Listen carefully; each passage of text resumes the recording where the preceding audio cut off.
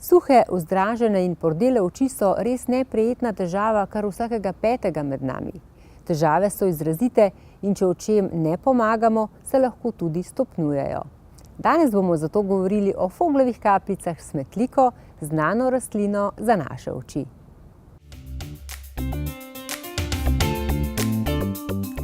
Zakaj se pojavljajo težave s suhimi in vzdraženimi očmi? Največkrat so vzrok res v tem, da sestava solzne tekočine ni več tako optimalna, kot bi mogla biti. Pravi so trije nivoji, mocinski najbližje očesni površini, potem vodeni, vodnati, kako rečemo, in na vrhu maščoba, vedno plava maščoba, kako rečemo, je zelo pomembna za ustrezno mazljivost.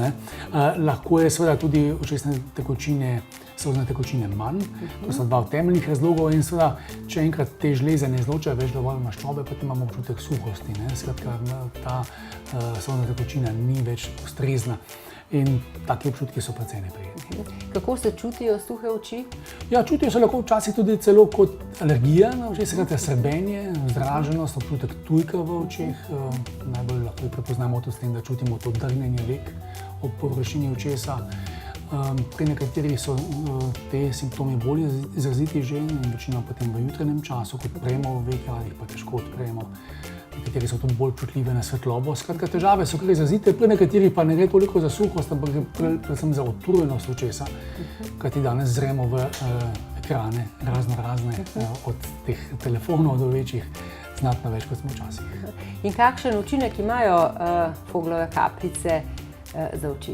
Ja, imajo izrazit vlažilni učinek, imajo zelo dobro kombinacijo smetlike, ki je znana rastlina pri uporabi pri očeh, in pa seveda hialuronsko kislino, ki pa je zelo pomembna, je higroskopična, drži vlago skupaj in na površju očesa in tako vlaži oko dlje, kot pa je oko recimo v daljni fazi še sposobno samo. Koliko časa pa jih uporabljamo? Ja, so kar praktične za uporabo, to lahko rečemo, ker po prvi uporabi so primerne celo 6 mesecev po prvem odprtju. Imajo tak poseben vsebnik, ki drži to skozi filter, sterilno tekočino v notranjosti. Je zelo enostaven za uporabo, v bistvu samo stisnemo dno, seveda usmerimo proti očesu in vedno kane samo ena kapljica, kar pomeni, da je tudi racionalno, da se ne razliva po očesu, imamo jih lahko preprosto v torbici.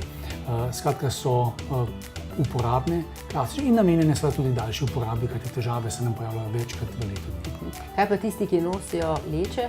Ja, za njih je pomembno predvsem to, da te kapljice nimajo konzervansov in zato lahko tudi uporabljajo tisti, ki imajo težave z očmi in uporabljajo kontaktne leče.